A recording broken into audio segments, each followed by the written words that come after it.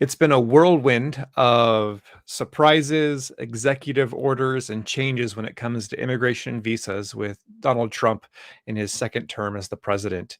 And a lot of people are wondering, is this going to impact my visas and visa interviews? Are visa officers going to be told to reject people more? And that's what we're going to help you guys figure out today. What the trends are going to be, what we've learned from the past with Donald Trump, and all these executive orders and everything in this first month, the implications they're going to have for you guys.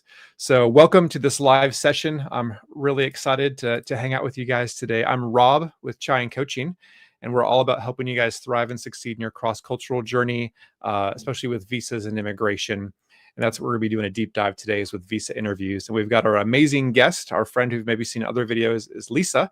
So Lissa, welcome. Please introduce yourself and tell a little bit about your background. Thanks. Hi, I'm so happy to be here with you. My name is Lissa. I was with the State Department as a consular officer for nearly 15 years. During that time, I served in some really amazing places like Indonesia, Sri Lanka, Iraq, France, and even in Washington, D.C. I've been consulting with Argo Visa for almost 6 years now. At Argo Visa, what we do is kind of try to pull back the curtain behind, what a visa officer is thinking, so that when people go in for their visa interview, they know what kind of information the visa officer is looking for to determine whether or not they qualify for their visa. Yeah, you guys do a lot of great help. We'll talk about that a little bit later as well. And we've got a fun giveaway. So stay tuned. Give away a special discount that you guys can benefit from. So stay tuned for that. We'll do some live Q&A where you can ask your specific questions to Lissa as well. But yeah, again, we're going to be talking about today, our visa interview is going to get worse. Are more rejections going to happen? What we can be expecting. I'm here in Dallas, Texas. Lissa, are you up in Canada with this Yes, recording? I'm in Calgary. Awesome. So we want to know where you guys are tuning in from. We love our Chai and Coaching global audience. I know Argo gets helping people from all over the world. You have people who've served all over the world. So let us know in the comments where you guys are tuning in from. We've got India, Bangalore, Gambia, very cool. Welcome, friends. Ukraine, lovely. Welcome, everybody. Hyderabad. Where else are you guys tuning in from? Let us know. Dominican Republic, Nepal, very exciting. And friends, if you're watching the replay later on, again, let us know where you guys are tuning in from the comments. We got Rajasthan, India, very exciting. Welcome, everybody. So please keep sharing. But we have a lot to cover today, so we're going to jump right in. Lissa, so this is our second time with Donald Trump as president. What were a few of the things that, especially people working as visa officers in foreign service, what were lessons learned from his first administration that we can maybe assume or apply to this second time around? Yeah, well, I think most people remember from the first administration that there was enhanced or extreme vetting, if you will, that resulted in almost in an effective travel ban against a lot of countries, namely mostly Muslim countries. So, I think things like that we can see not the same, but more of. So perhaps that plus.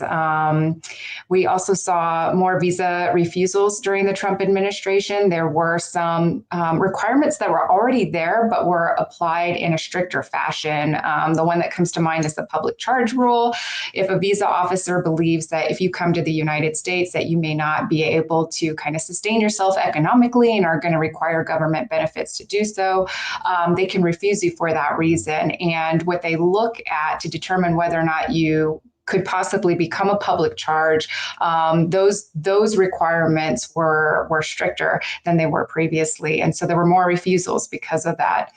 I think also Mhm. too, an attitudinal change can from the top can trickle down to visa officers. Most people who join the State Department do so with really great intentions. You don't go into a job that's going to have you living around the world if you don't appreciate other cultures and values and traditions. So I don't think that most visa officers are really out there to give people a hard time. But I do think that sometimes that kind of atmosphere can change what is normal or appropriate in terms of attitude at the visa window. For sure, for sure. And I know that, yeah, there'll be some continuation of ideas. I think some things are different and are changing in this second time around as well, with the administration and who's there helping with Trump. So we'll get into that in a little bit. But his first month, so he's been in, I think, 5 weeks now since he's been inaugurated, and it's been a whirlwind. They say that he's done so much just in these first few weeks: executive orders, mandates, legislation, really cracking down on immigration stuff. What are some of the big highlights, especially when it comes to visas and immigration this first month? Yeah, I mean, just staying on top of all the changes and keeping on top of the news is, could be a full-time job in itself. Yeah. At Argo Visa, we do have people that are really that have really close connections still with people in the government, and so that's giving us some insights. But I mean, just today before our session today, I was like, oh, I think I'll check the news and see what's new, and there were new policies being announced. A lot of these policy changes are coming via executive order, which means they can Hmm. happen immediately. And I wish I had better news, but so far, all signs are pointing to Trump doubling down on being stricter on visa applicants. He has given every post around the world 90 days to get back to him and report as to country conditions and to suggest additional vetting procedures for that particular country. So, Hmm. really bringing back those memories of the extreme or enhanced vetting that we had in his first administration. I mean, I think it's safe to assume that he's going to be targeting all the same countries that he targeted last time and perhaps adding to that list as well.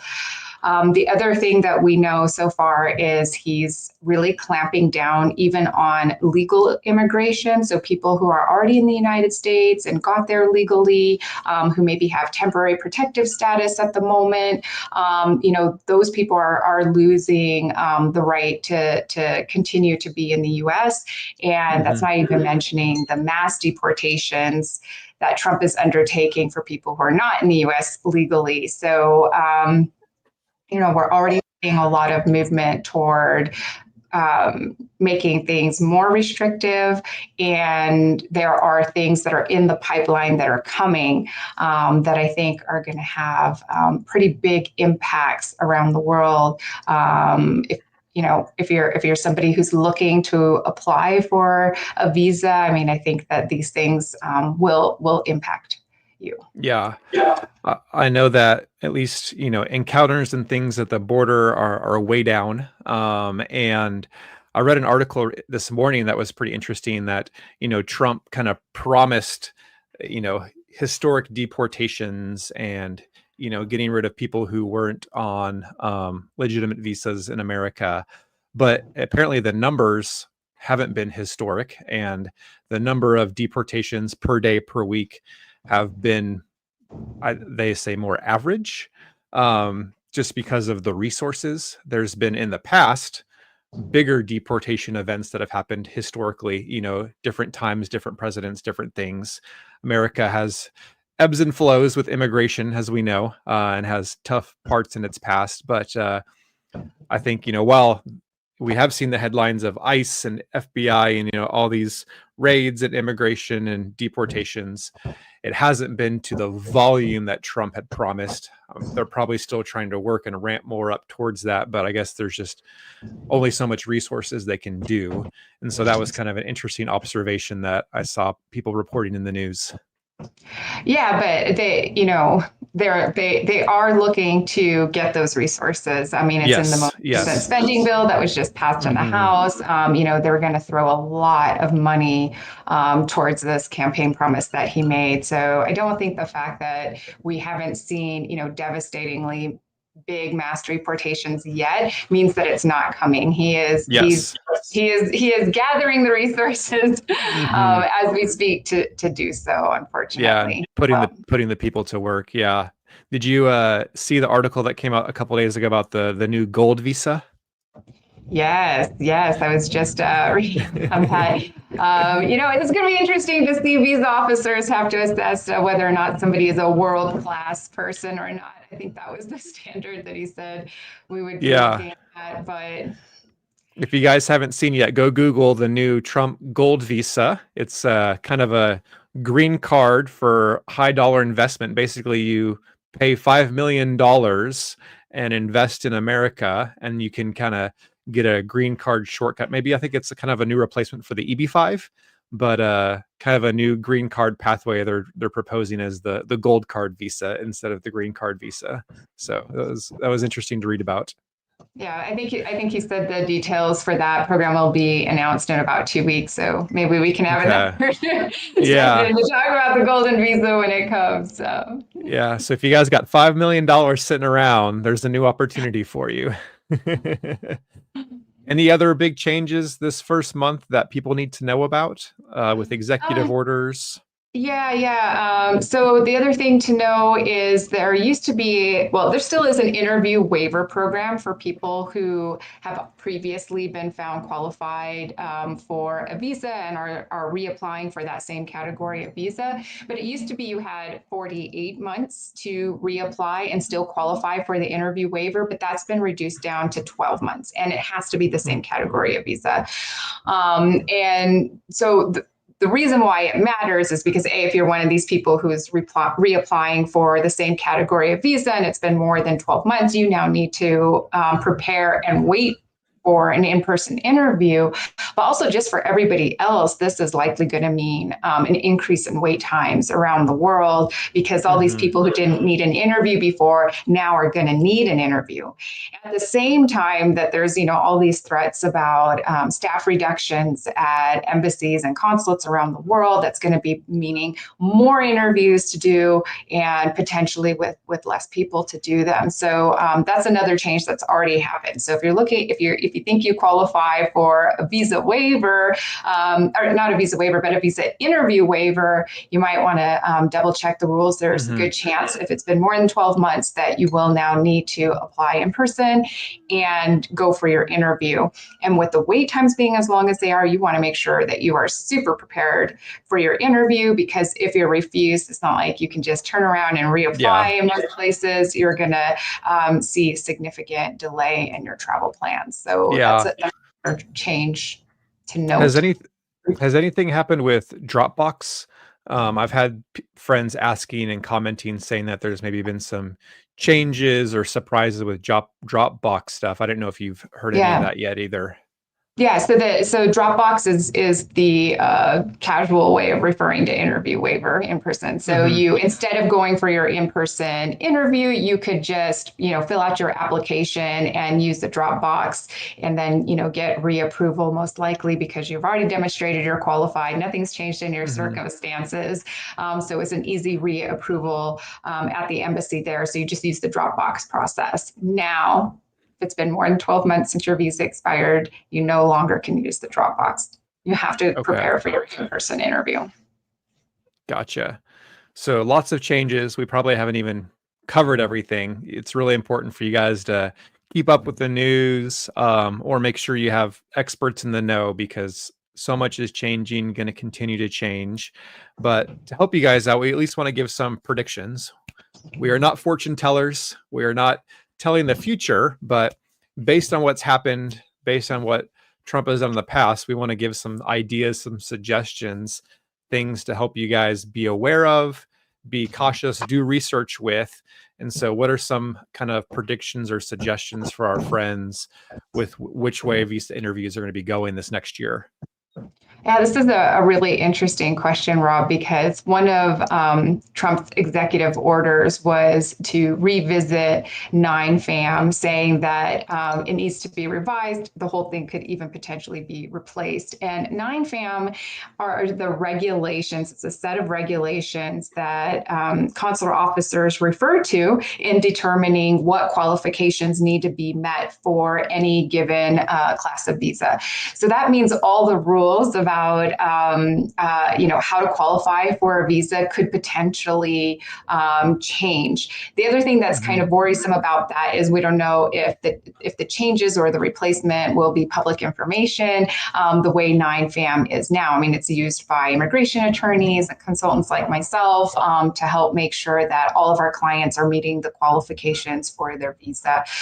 So just very generally know that dramatic changes could be coming. No, it's anybody's guess as to what those would be. I think the other change to look for is the politicization of the visa process. Right after Trump took office, he got into a conflict with the president of Colombia, and as a result, visa operations were frozen for days, and that resulted in backlogs, even for people who didn't have appointments on those exact days. So I think there's some bumpy roads ahead for us. Another change that I saw just this morning is that a memo has come out about transgender applicants coming to the embassy and applying for a visa. If there's any suspicion that their gender doesn't match the sex of the birth certificate at the time they were born. So it's not just that your gender has to match your birth certificate, it has to match the birth certificate from the time that you were born. That could put you into administrative processing, delaying travel, and potentially keeping you from travel to the U.S. if your purpose of travel has anything to do with your gender. So these are the things that we see coming down the line to watch out for. Some of it we know already is going to happen. Some of it is unpredictable still. And so generally what we're telling people who are interested in traveling to the US anytime soon is apply for your visas now, apply for them before it gets worse. So don't delay if you think you're going to be traveling to the US anytime soon, because it's not going to get better. It's only going to get harder. Yeah. Unless if you have $5 million maybe. Yeah. And I think along with what we mentioned earlier, there's Doge, Elon Musk and his team who are really cracking down, laying people off. A lot of people have resigned, trying to cut waste. This is going to trickle down to all aspects of government. And so potentially there's going to be less consular office staff, less visa officers, which means, and potentially more people having to do interviews. So supply and demand, it's going to take longer, might even have shorter visa interviews. And so things like this, are going to have downstream effects. Yeah, you're so right about that, Rob, because I mean, administrative processing now takes a long time. Once government agencies are whittled down, administrative processing already being kind of at the bottom of their list of priorities, getting those cases cleared out, it's only gonna take longer. Yeah. So stay tuned for that, friends. And again, those are just kind of guesses, predictions, but for you guys who are watching, hopefully you've got a tasty cup of chai, some coffee. But we want to know, what is your immigration and visa concerns? The reason we're doing these live sessions is to help you. Again, we're going to be doing some live Q&A in a little bit, but if you've got a great question, drop it in now or save it for the Q&A. People who are watching the recording later, again, ask your questions in the comments, help each other out, and we want to be that support for you guys. So I know there's concerns, there's questions, and the purpose of this session is to bring clarity. If you also want more help besides these live interviews, Chai and Coach and Argo Visa, we have a lot of other great free resources on social media. So make sure you're following us on LinkedIn, Instagram, our email newsletters, a lot of great resources, videos, just great things that are going to help you out. The updates, we're posting. I just did a post today about H-1B visas and a lot of the things that are changing. We were going to do another webinar next week about H-1B visas. So make sure that you're following us, subscribed, so that way we can, get you guys the most up-to-date and correct information as possible. All right, so Lissa, people are worried. They're wondering, are there going to be more rejections? I know there's a lot of myths. People think, oh, I got rejected because of this reason. And what I've learned from you guys, that's probably not the reason. So what are the most common reasons that visas get rejected? And what are going to be the emphasis for rejections maybe going forward this year as well? Yeah. I mean, the vast majority of people who apply for a non-immigrant visa and get rejected under 214B.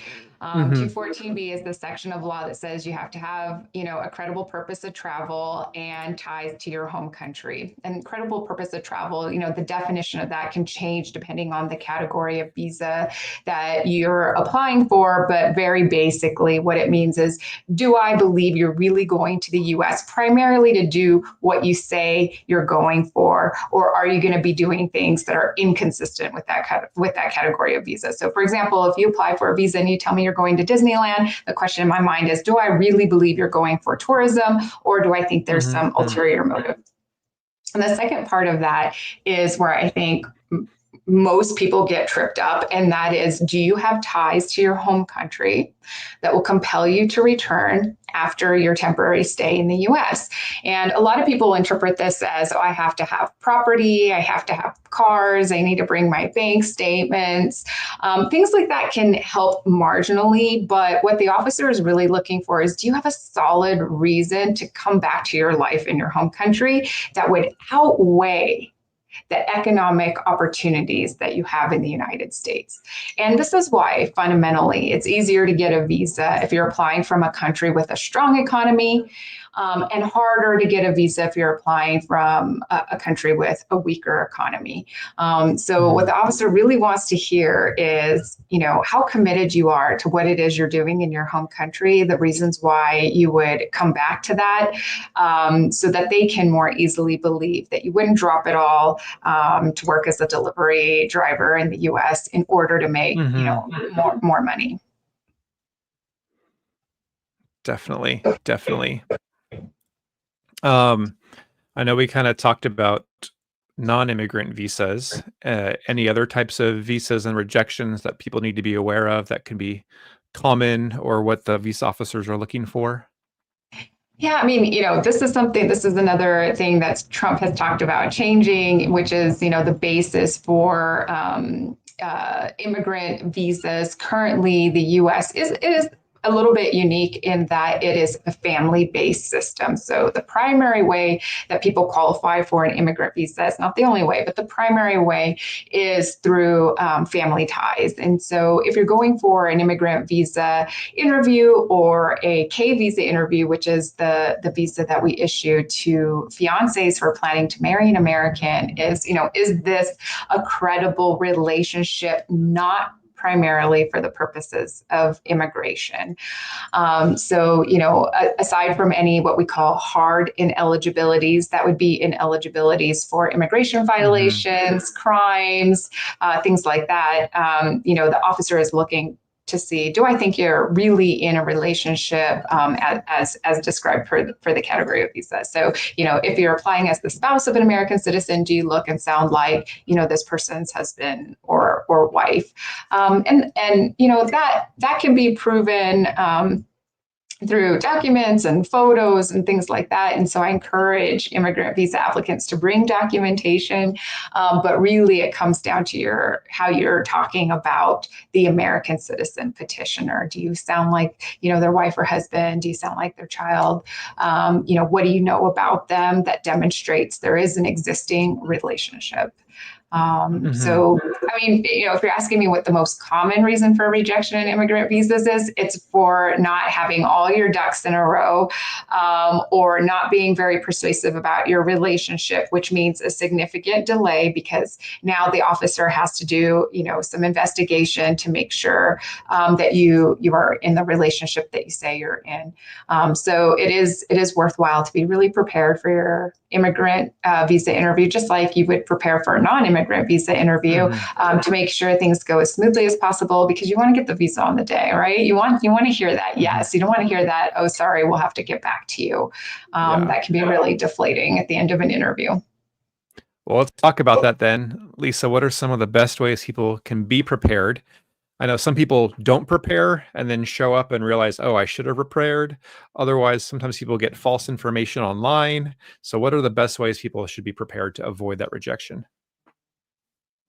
Yeah, I mean, we hear people at Argo Visa every day say, I wish I'd known about you guys earlier, or I wish I had prepared better for my interview. And I find myself saying, more often than not, man, I wish I'd had the chance to speak with you before, your first, second, third rejection, because you are qualified for the visa, Hmm. and it would have been much easier for you to demonstrate those qualifications before all these rejections started piling up. So, I mean, I think, the first thing is you want to be prepared for the first time you go in for your visa interview, if you can be. And the way to do that, well, regardless of when you're applying, is to know the Hmm. qualifications that the officer is looking for, and how they interpret those qualifications. And that's really what we do at Argo Visa, right? We don't just say, oh, you need to demonstrate you're really a tourist. We say, okay, this is how an officer determines if you really sound like a tourist or not, and based on Hmm. what you want to do in the US, here's my recommendations for how you should frame that for the officer. And then secondly, do some deep thinking about what it is about your life in your home country that you wouldn't want to give up, that you would come back for, and how Hmm. to explain that in a way that the officer is going to find persuasive and compelling. So, for example, it's not enough to say, oh, of course I'm going to go back to my home country, all my family's there. Maybe that's perfectly true for you, but the problem is there's millions of examples around the world of people leaving behind their family in order to pursue better economic opportunities, not because they don't Hmm. love their family, but because they do love their family and they're willing to make Hmm. the sacrifice of being together physically in order to better provide for their family. So Hmm. so it's not so it's just saying, oh, I have family here, I've got property here, I have a job here, is not enough. You have to explain why that means you're going to be going back home after your trip. Yeah. Those are some great tips. And I think one of my favorite tips that I always learn from you guys at Argo is don't depend on your documents. I think a Mm-hmm. lot of people think they have to have the perfect documents all organized and they're just going to pass them over. The visas officer is going to read them and be like, good to go. What I've learned is that most visa officers don't even look at the documents or they don't want to unless absolutely necessary. And it's more about the communication, the clarity, and the confidence and the conversation, less about the documents. Is that correct? Yeah, absolutely. In fact, I was just speaking to a consular officer the other day who told me that he knew of a guy 5 minute walk from the embassy who had set up a little stand with his typewriter to type up documents for people going into their visa interview. So we are trained to assume that documents are fake. Like, we don't put much stock in documents. If documents were what made the application, we would do it the way the Brits and the Canadians do. Just send us all your Mhm. documents, we'll take a look at them, and we'll decide if you're qualified or not. Yeah. The US government made a policy decision at some point that documents aren't worth the paper that they're written on, which is why they expend so much in resources to do these in person interviews. Now, it's always no. First of all, we're talking about non-immigrant visas. If we're talking about immigrant visas, then documents are important because Hmm. the government will expend the resources to verify those documents to make sure that they're valid. But when it comes to non-immigrant visas, they're not going to do that. And since they're not going to verify your documents, they're looking to you to persuade them that what you're saying is true, that what's on your documents is true. So I always advise my clients, take all the documents with you, because you'll feel more confident knowing that you have the evidence to back up what you're saying. But plan for your interview as if the officer won't be looking at any documents, because that's the most likely scenario. Yeah, I love it. And Lissa, now tell us about Argo Visa and the coaching and resources that you guys offer. In just a minute, friends, we're going to jump into the giveaway and live Q&A, but just want to make sure you know about these great resources too. Yeah, I mean, at Argo Visa, we're a team. So, we have over 15 former diplomats, visa officers that have experience from all around the world, serving at all different kinds of countries with a wide variety of experience. And we communicate with one another to share kind of, strategies, lessons learned, things like that in order to better serve our clients. So when a client comes to us for assistance, the first thing we look at is, their situation, where they're going to be applying, the category of visa that they're applying for, and we match them with the consultant that's best suited to help them. Then during the consultation, we listen, to the client about what it is they want to do in the U.S., what it is that they do in their home country, and we help them develop a strategy according to what matters to the visa officer on what they should be talking about in their visa interview.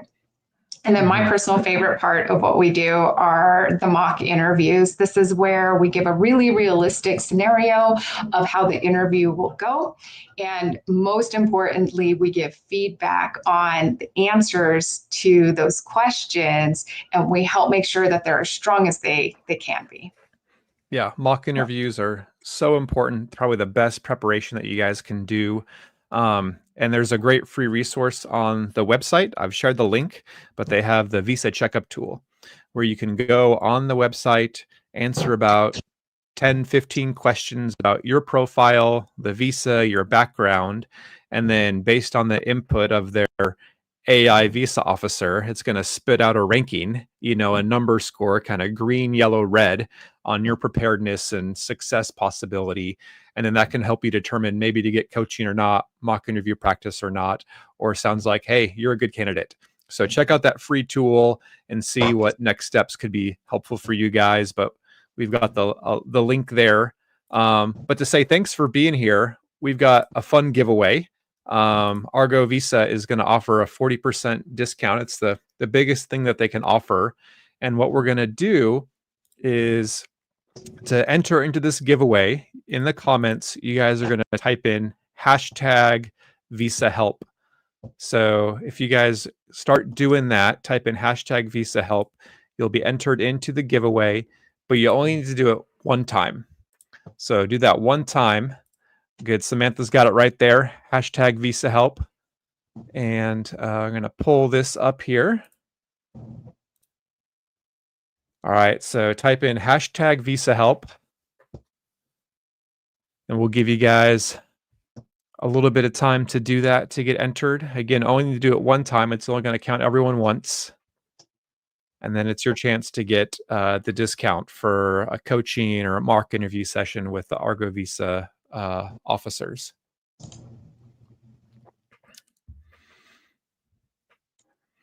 Yeah, one of my favorite things is seeing the success stories of people who, especially maybe have had a rejection, go in, get kind of the diagnosis, figure out what really happened, get a new strategy, new plan, and then bounce back from a rejection and get approval. And I love those success stories that you guys help out there at Argo Visa, Lissa. So, all right, 10 more seconds.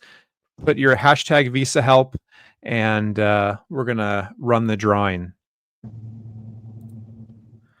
All right. 5, 4, 3, 2, 1. Here we go, friends. Let's see who's going to be the lucky winner.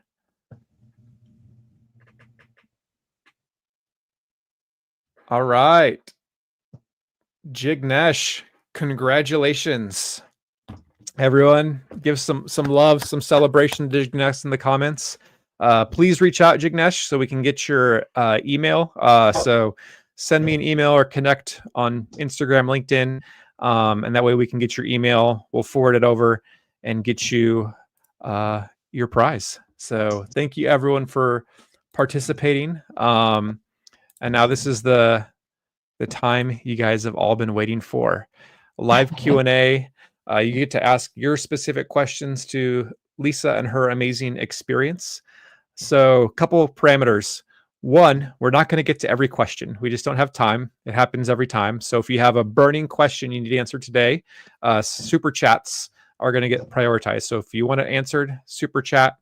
And then also make sure your questions are complete sentences. Use a question mark. Don't just say some information and expect us to interpret it. We need all the details. Ask a real question. And it's okay, make it two parts. If you need to break it up so we can get all the information. The more information in your question, the better we can help it. If it's vague or generic, we're not going to pick it because we can't help you out. So please try and follow some of those guidelines, and we're going to have a lot of fun here. So, all right, let's start with this one, Lissa. Snehal's asking, which visa classes are going to be most affected, do you think? I think in terms of the rejections or maybe more difficult visa interviews. That's a really good question. I mean, all visa classes are going to be impacted to the extent that administrative processing is going to be taking longer, wait times are going to be longer. But in terms of are any particular categories of visa at a risk more than others? I would say there is a lot of heat on the diversity lottery program. There's been really extreme comments, both good and bad, about the H-1B program. As Rob mentioned earlier, it looks like the EB-5 investor visa category may be getting replaced with the golden visa. So there are definitely some visa categories that are, perhaps lower hanging fruit and, easier for the administration to get rid of. But in terms of the visa categories that most people are applying for, like the tourist and business visa, the student visas, I mean, I don't think those visa categories are going to go away. It's just that they're going to get stricter on them. I just think there's going to be more hoops to jump through. I think officers are going to be scrutinizing applications and applicants more closely at a minimum. Great. Let's see. So many good questions. All right, let's try this one. These asking, new consular officers were inaugurated in India last month. What they're hearing is they're cutting down staff numbers. Any thoughts or comments on that? I mean, what I can tell you is even consular officers are wondering if they're going to be cut. Right now, there isn't anything definitive. As you've seen in the press, Elon Musk is creating all these hoops for all federal workers to jump through, and that includes consular officers. But at the same time, they've said that they're not going to cut people who are there to protect national security. And I think it would be the opinion of almost every consular officer that they are there in large part to protect national security. If there are cuts to consular officers, it'll likely be the newer consular officers or people who, were hired to in a limited capacity and are not kind of, full-fledged foreign service officers that are meant to have unlimited appointments. So that's a big question that's discussed every day, and the outlook changes every day. Yeah. All right. Our friend here says they have a pending I-130.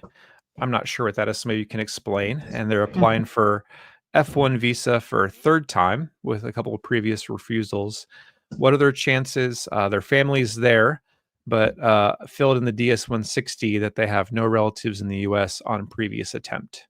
So I think before there was no family, but maybe now they have family there.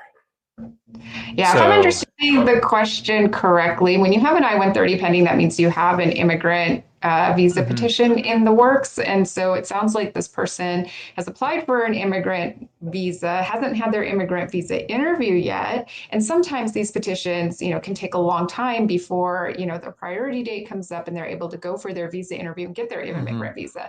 So understandably, a lot of people, while they're waiting for their immigrant visa, have an interest in going to the U.S. temporarily, to visit that family member or in this case, to study in the U.S. There is nothing that says that if you have a pending immigrant visa application, you cannot simultaneously qualify for a non-immigrant visa, but it is a very nuanced and subtle case that you have to make in a very short time in explaining to the officer how you have an immigrant intent in the long term, but why you don't have that intent in the short term. Because if they think that your true intention is to go to the United States and change your status based on having family there, they're going to refuse your visa because that's not what the non-immigrant visa is intended for. So if you have a pending immigrant visa petition and you want to go on a temporary basis, it is possible, but man, that's when some interview preparation is really going to make all the difference, because it's going to come down to the applicant's ability to persuade the officer that they're going to use that non-immigrant visa appropriately. Yeah, mock interview practice can really help with this one. Mm-hmm. All right. Eunice is asking, what's advice for F1 visa applicant who plans on going with dependent, 2 kids? What are some possible questions or advice when you've got dependents coming along? Yeah, I mean, the reason we have the F2 visa category is because we want our students to be able to bring their immediate family members. I mean, having children, having a spouse shouldn't be a bar to getting an education in the U.S. if you're qualified to do that. But that having been said, it does pose a few more questions that have to be answered. For example, how are you if you're traveling alone with 2 young children? How are you going to commit your time to studying? Who's going to take care of your children while you're in class? And I think another big consideration is, can you afford both the tuition, the living costs, and taking care of your dependents while you're in the U.S.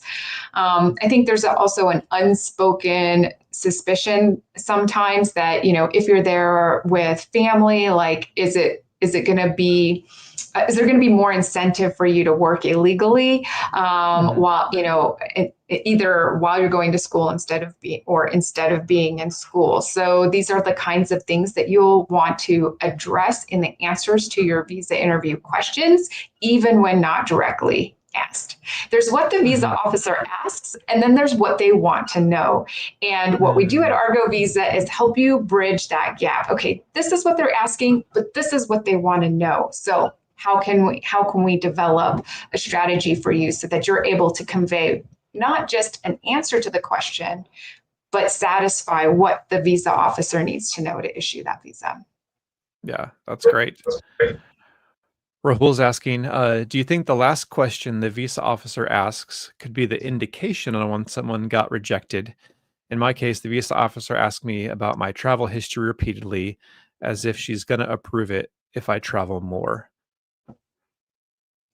No, the last question is not any more significant than any other question. If you're looking for the most important question, it's the first one. That open-ended question: why are you traveling to the US? What brings you in today? Why are you applying for the B1, B2? Why did you choose to study in the US? That's the most important question, because more often than not, the officer's already decided after listening to your answer to the first question. Any follow-up questions will be to confirm the decision that they've already made. So we always say your answer to that first question is the most important, because if you knock it out of the park, the rest of your questions are going to be softball questions. The officer can justify the yes. If you don't handle that first question well, and the officer's leaning towards no, they're going to ask you hard questions to justify their no. At the end of the day, the officer just wants to make a decision as quickly as possible.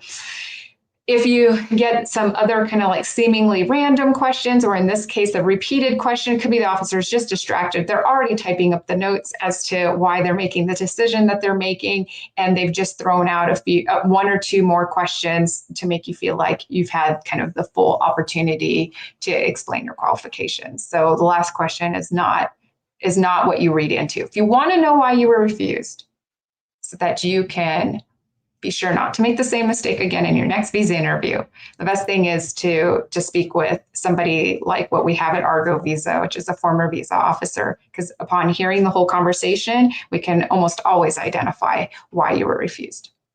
Yeah. So this is kind of a good follow-up from Ari then.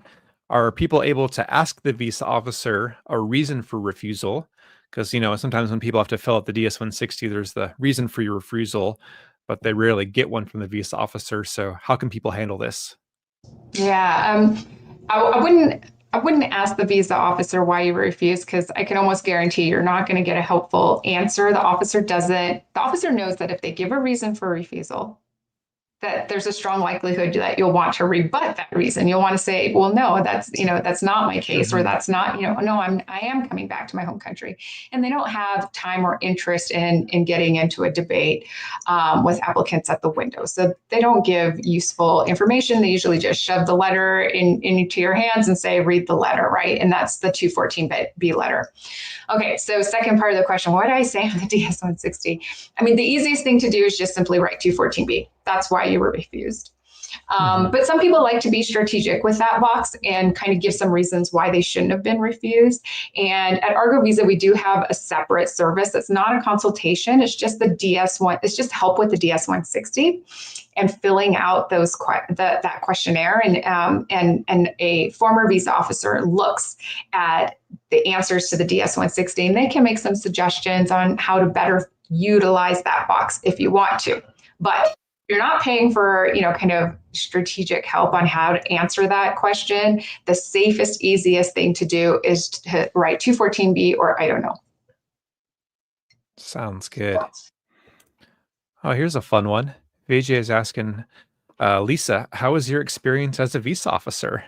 Oh, Uh, when you did your visa interviews, were you leaning more towards approvals or refusals? Kind of what was your mannerisms? Would you and how were you influenced by people's refusal notes? This is a great question. I love it. yeah. You know what? I loved being a consular officer. I loved meeting people from all walks of life. Everybody has an interesting story to tell, and I would try to pick and choose questions that would kind of bring out those stories in people. But even those of us who go in with really good intentions and want to be lenient and kind and compassionate, after doing the same thing all day, every day for years, it can be hard even for the nicest of people to always be nice. Everybody has a bad day. Everybody gets irritated. One thing that one of my favorite supervisors said was, "You've asked the same question." 1,000 times. You've given the same information 1,000 times, but it's still the very first time that applicant is hearing it. And remembering Mm. that, would help me be more patient. Every once in a while you get a visa applicant that really can make your day or make you feel a certain kind of way. And I'm not going to lie, that can impact the next person.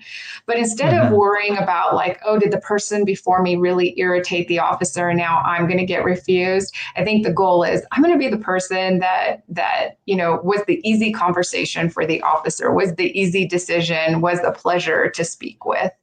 And the way to do that is to be conversational in your style, to have a positive attitude about the interview process, about why you're going to the US, about your reasons for coming back. Positivity can go a long way. It is infectious. These officers are human too. So yeah, that's what I would say about that. But then you know what?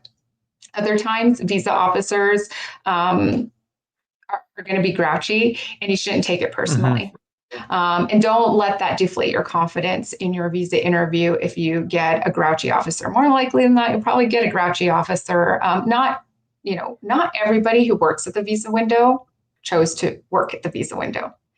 So what a Okay. lot of people don't know is when you join the diplomatic corps, there's actually 5 areas of expertise you can go into, economic, political, public diplomacy, and it doesn't matter what specialty you chose, you're required to do a consular tour. So that Hmm. means that, maybe your interest is in writing economic reports, but you have to do 2 years of visa interviewing at the window. And maybe, that's not really conducive to your personality. Maybe you don't, appreciate that you have to do that in order to do the work that you joined the Foreign Service to do. So just know that those consular officers, if they're rude to you, they were rude to the person before you and they're rude to the person after you. And it doesn't mean that they're not going to say yes to you at the end of your interview. Hmm. Yeah. No. Great question, VJ. All right, we got let's see, a couple part question here. Um, so the first part we'll bring up here is Sally is asking, does having an American accent impact the chances of getting an F1, if it's genuine? And then also, does the university ranking have an impact? So does your English or American accent, and does the university ranking impact, especially for a F1 student visa? Okay, let me answer the second one first. So, does the rank of your university impact? I mean, you don't have to get into one of the best universities in order to qualify for a student visa. There's nothing in the regulations that say, oh, if somebody is admitted to a community college, if somebody is admitted to a lower tier university, they should be scrutinized more.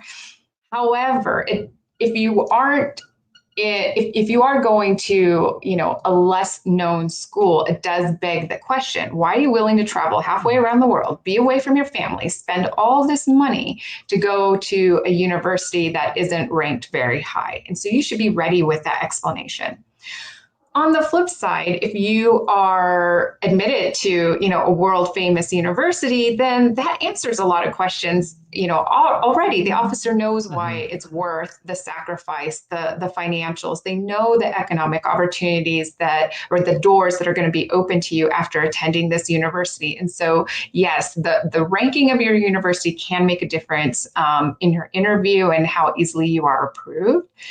Hmm. However, just because you're admitted to a high ranking university doesn't mean you don't need to prepare for your interview, Yeah, because not a there guarantee. is, yeah, it's not guaranteed, but there's also this other level of, oh, so, once you've graduated from Harvard, are you really going to come back to your home country? There's going to be so many Hmm. job offers thrown at you, in the United States. Like, do I really believe this person's going to come back? That depends on, the applicant's answers, and it also depends a little bit on the consular officer's perspective as to whether or not they care somebody with that gets such a great education stays in the US or Hmm. not.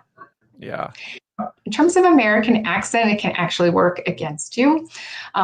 So if you have an American accent, they might wonder how you got that American accent. Is it because you've spent a lot of Hmm. time in the US? Oh, today you're applying for a student visa. I see you hold a tourist visa. Did you overstay that visa to, why is it that you sound so American? So it can actually beg questions. If your answer is just like, oh, hey, I love American shows and movies, and so I worked with an American teacher to get this accent, that can be a nice conversation starter, and it won't hurt you. Yeah, I think what's more important is just being genuinely you and try not to fake an accent, because the Yeah. more you fake something, it's going to work against you. So speak in your natural accent. If you have a thick accent with the English, that's okay. You're not from America, so they don't expect you to talk like an American. So true. Yeah. And then Sally had one more great follow up for the student visa. Um, how long before should they take a loan before an F1 visa interview, and when should they try and book that F1 visa interview slot?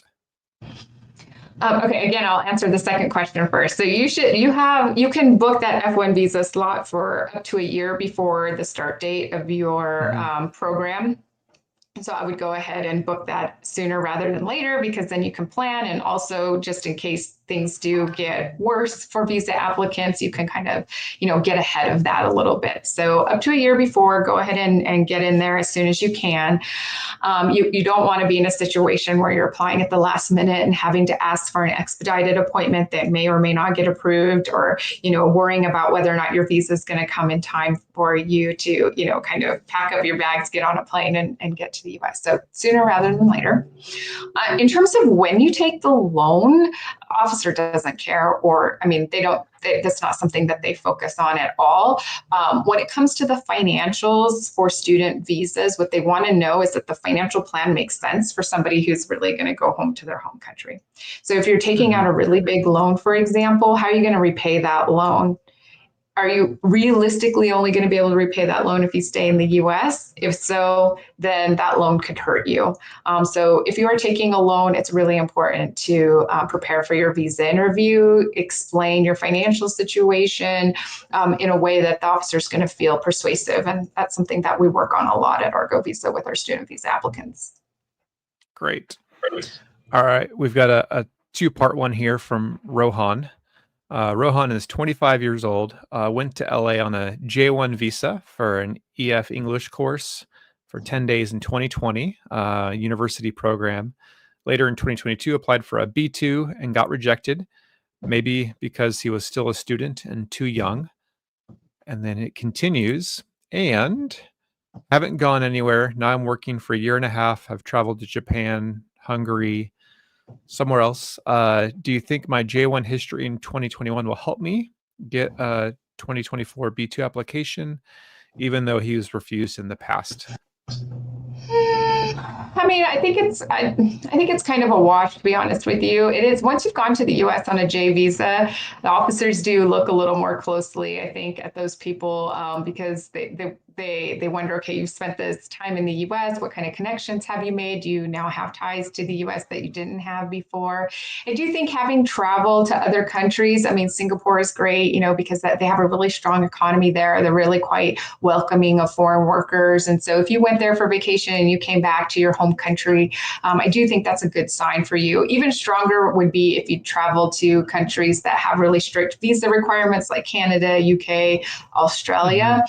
But Japan, Singapore, those are really great countries. If you can't remember off the top of my head if Hungary is part of the Schengen. I believe that it is. If you have a Schengen visa, that does help.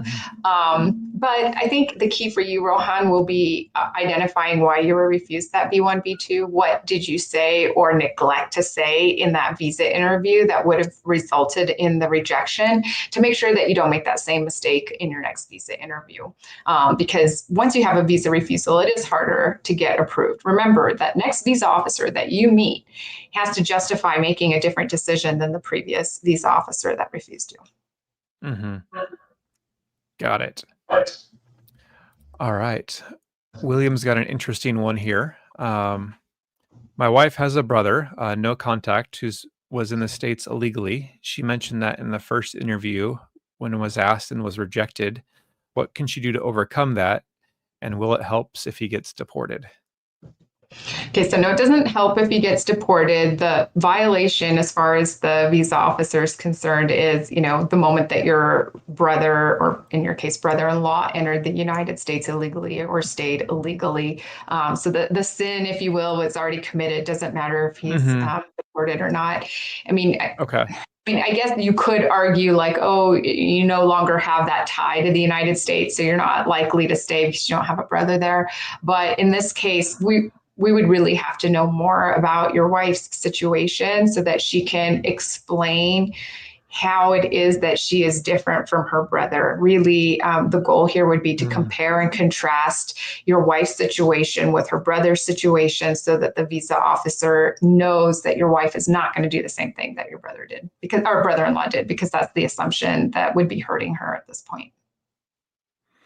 Gotcha. Okay. Friends, I've noticed several questions about, hey, tell me about K1 visa or F2 spouse visa or IR1 or F1. So we've made a lot of specific videos on those visa topics. Lissa has helped even make several of those as well. And so go on our visa playlist, and we do whole deep dives about those visa interviews, the questions you'll face, So if you have a specific visa type, just go watch it on the channel, and that way we don't have to cover all of those here because we've already covered that content. So hopefully that can help you guys out. All right, this friend's asking, they want to go for an F1 visa for a language school and then join a community college afterwards. What should they consider or focus on for that kind of visa interview? You should focus on why you want to do this, and how it's going to benefit you in your home country. Because if not, the assumption is that you want to do the language school, community college, and then work in the US, or transfer to a 4-year degree and work in the US. So you want to explain why this path makes sense for somebody who's coming home to his home country. And, in order to give more specific advice, we'd have to know more about your plans. Mm-hmm. This is an interesting question. Do you recommend visa candidates to keep a post-interview journal? Yeah, absolutely. This is so super helpful when clients come to Argo Visa and they say, this is what the officer asked me. And more importantly, this is what I said. That is so helpful for us because it gives us all the clues that we need to identify what went wrong, why that person was refused, and we can make sure that the same mistakes aren't committed again. A lot of people will remember the questions they were asked, but they won't remember what they said. And you know what? I already know the questions. What I need to know is what you said, because that's really going to offer the most insight into what went wrong, to help us strategize for you in the future, for your future interviews. Yeah, the more you can document your exact answers, the better they can diagnose, see what the refusal reason was, and then give you a new, better strategy and how to answer those questions better in the future. So, yeah, great question. Kwame is asking, my dad is traveling with me to the US and already has a visa. If the consular officer checks his passport, and what comes up when the consular officer checks on the screen, maybe during his visa interview about other family members? Okay, so if your dad already has a visa, I do think it's nice, for applicants to have a copy. So in your case, Kwame, bring your dad a copy of your dad's passport and the visa, or even the actual passport and visa, because officers like to just have it there and not have to look it up. But if they do look it up, if they want to find out, it's very easy for them to see every entry and exit your father ever made to the U.S., any immigration violations, any conversations with CBP that are a matter of record. So, I'm not sure what the concern behind the question is, but the safest thing to do is to assume the officer knows everything about your father's travel history, and be ready when the question comes to explain anything that needs explaining. Yeah. So then I think kind of a follow-up with that one for Paul is they got their B1, B2 in January and went to Boston for a week. So will the visa officers ask his other family members about his trip to the US that he recently took when they're applying for their visas soon?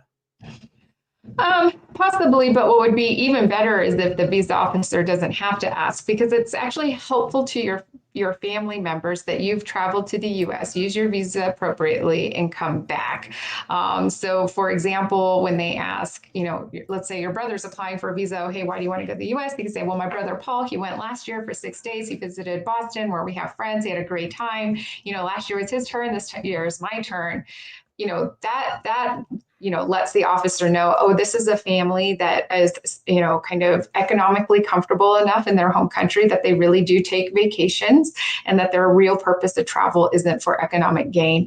And so that can actually be helpful to your family members. So I would actually encourage them to volunteer that information, even if they're not asked. Try to work it into the answer casually. Yeah. And then maybe we can wrap up with this one from Snehal. This is a question I get a lot. So they've applied for the visa interview, but some of the details and plans have changed from what they put on the DS 160. So what do they do if it doesn't quite match, or if travel plans have changed in between? How do they handle? Should they resubmit it, or what can people do? Yeah, I mean the officer's not like overly concerned about minor changes, like if your travel dates have passed, as long as you still have a credible purpose of travel in the future, it's not going to bother them that bad. If there's significant changes to your circumstances, though, you can fill out a new DS-160, bring that with you for the day of your interview, and they'll scan the barcode of your new DS-160. But if you don't change your visa application, like let's say, for example, you were going to go to Disneyland in May, now your visa interview's in June, and you're going to go to Disneyland in August instead, I think it's perfectly legitimate to be like, well, yeah, that was the original plan. Obviously, we didn't get our visa interview in time, but we still like to go. Here's our new plan. Yeah, I would say if things have changed, because if you resubmit a DS-160, then you have to change your visa interview appointment. Is that correct? No, I don't think so. Or can they update their DS-160 without changing their visa appointment? So you can't update your DS-160. I'm not sure. I'd have to get back to you. Okay. I know you can't update. You have to fill out an entirely new DS-160, but I'm not sure about whether or not you have to pay and reschedule for a new appointment. Okay. I'm not sure. To be determined. Maybe we'll make a separate video about that. Awesome. Well, friends, thanks for tuning in. This was amazing. I loved all your questions. Hopefully we brought some clarity. Hopefully less fears and rumors are flying around, but please give some love, some thanks to Lissa in the chat. Thank her for her experience and her advice and her sharing. So Lissa, thank you so much. Really appreciate your time today. That was super fun. Thanks for having me. And friends, again, congrats to Vignesh, our giveaway winner. And if you want more help, please check out Argo Visa. We've got the links. Use their free Visa Checkup tool, a great resource. And then, yeah, I cannot recommend enough doing a mock interview or getting some coaching to be better prepared and avoid those rejections. Thanks for tuning in. We'll see you guys next time. We've got another live session next week about H-1 visas, our H-1B visas and work visas in America and Canada. So tune in for that. Bye, everyone. Cheers. Have a great rest of the week.